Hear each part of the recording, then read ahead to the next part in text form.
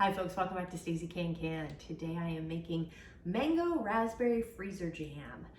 And we like a little raspberry jam in general, and this is just gonna add a real fun tropical twist to it. So while I go over all of this information, hit like and subscribe down below, and you can follow along with the recipe down below as well in the show notes. So what you can do, yes, this is a freezer jam, and you can just eat it like you would eat regular jam, but you can also add it to some smoothies. You can take just a spoonful and pop it in and brighten up a smoothie. Remember, it's got sugar in it, so you don't need to add a whole lot of sweeteners or other fruits, etc. to it for sweetness. But you can also take a little bit, like a teaspoon, and mix it in with a cocktail or a mocktail. Just put some to brighten up your sparkling water, which would be great. If you want to add a little shot of vodka to that too, you can do that as well, or gin, or I don't know, you can make raspberry mango margaritas with it if you want. I think that would be a fun mixture too. it's really delicious. You make a little marinade with some olive oil and salt and pepper, just to like I said, to make a marinade with it if you'd like.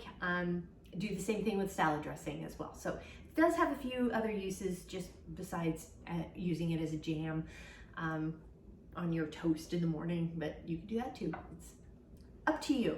So the ingredients that you need are 1.5 cups of sugar, 5 tablespoons of freezer jam pectin, which is what this is. This is ball real fruit freezer pectin. So make sure you have, it's a freezer pectin is a no-cook pectin, so it's modified a little bit so you don't have to cook it out, which is good, and it rehydrates quickly in a different way, and then will set up nicely.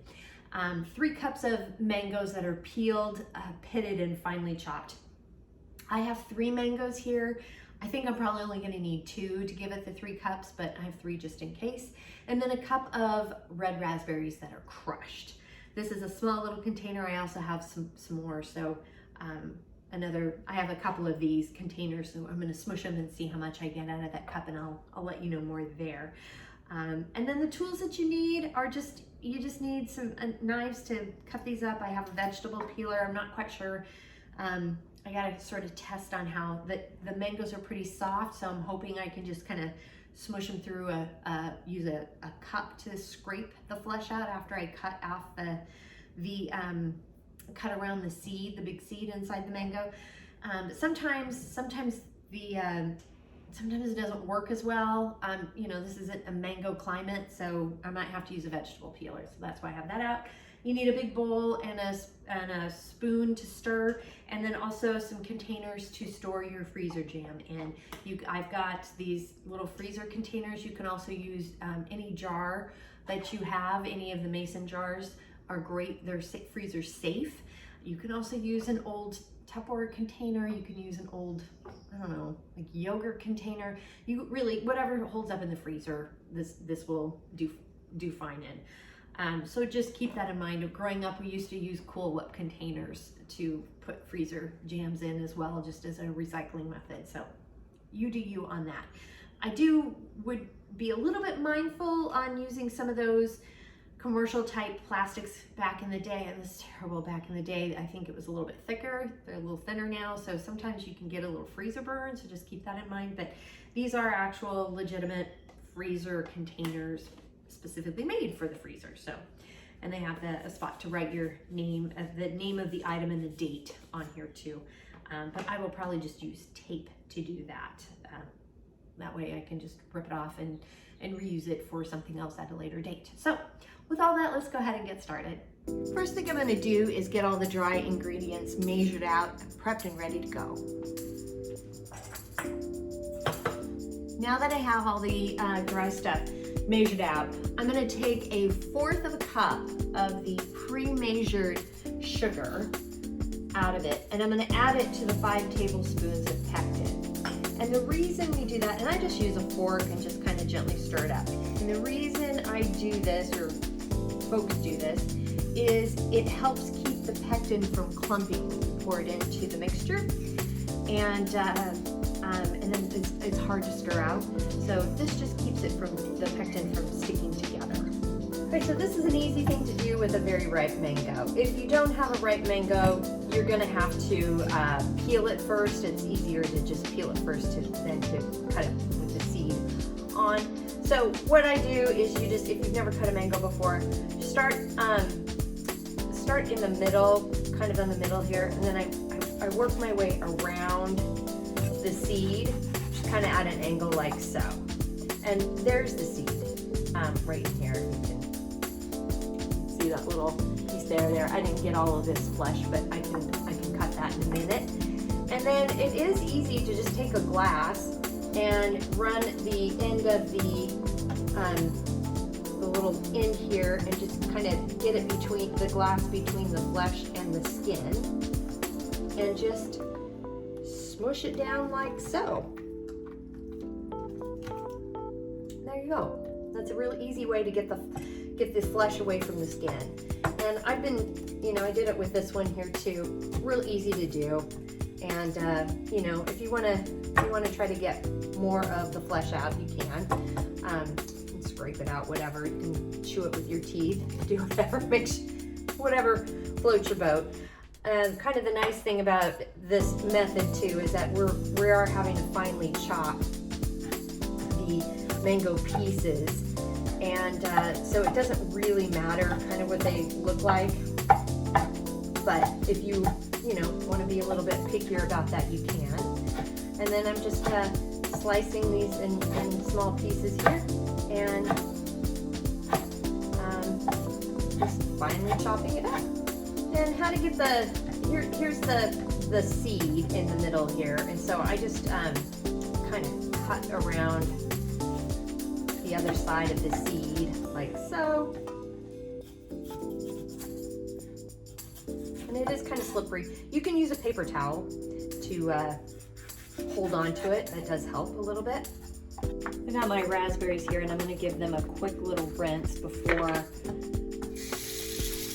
smushing them. And it's best to rinse raspberries right before you use them. If you rinse them and then stick them in the refrigerator, they do get mushy, unlike strawberries, which I think do pretty well if you give them a rinse. Raspberries have a tendency to just turn to mush. Got my cleaned raspberries here. I'm just going to transfer them to this little bowl, and just kind of a few at a time, and start mushing them until I get, and keep measuring until I get a full cup. I'm using a potato masher. You can use the back of a fork or whatever works best for you, your hands, but potato masher seems to work well for me. Now I'm going to add the cup of raspberries, mushed raspberries, to the mangoes, finely chopped mangoes. Pouring in the sugar, a cup and a half of sugar, and then also the 5 tablespoons of the pectin that I'd also mixed in a fourth of a cup from the pre-measured sugar there. And I'm just giving this a kind of a quick stir. We're gonna start combining it all together here. And you want to stir this for 3 minutes. So I'm going to set a timer for 3 minutes to get this all stirred. This is going to help activate the pectin to give it some thickness. And this is how we make mango raspberry freezer jam. It is delicious. It is so good, so fresh and tart and bright. It is fantastic. So I have put the lids on, but it is a good idea to leave it set out for about 30 minutes just to let the jam thicken before putting it into the freezer or the refrigerator.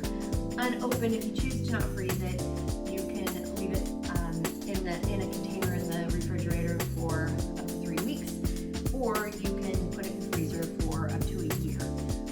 You'll probably eat it after a year. It's just the clarity and the brightness of it. The quality is going to kind of fade. So, but man, I don't know if it'll last. I don't know if it'll last. Both of these would last 3 weeks. It's very good. It would be fantastic, as mentioned, in a smoothie or making a cocktail with it. it. Now, granted, it's jam, so it's going to be a little bit thicker, but that'll loosen up in a cocktail shaker or something like that, or just mix it up with a spoon if you're going to mix it with some sparkling water. It's just really, really fresh and fruit forward. So delicious. Again, as a marinade, mix it up in salad dressing. Now, the hunks of mango are pretty chunky, so you might need to smush those down a little bit with a fork if you're going to use it for dressing, something like that. But or in a smoothie, oh goodness, it would be fantastic in a smoothie. I'm telling you, this is a treat, very good treat. So the recipe is down below, and while you're down there, please hit like and subscribe. And if you have any questions, comments, suggestions, feedback, concerns, by all means, please reach out to me. I'm on Facebook at Stacey Can. You can at me on Instagram and TikTok at Stacey Can. My website is www.staceycancan.com, and my email is info@staceycancan.com. And I'm also on LinkedIn at Stacey Can. Thanks so much for joining me today, and until next time, happy canning.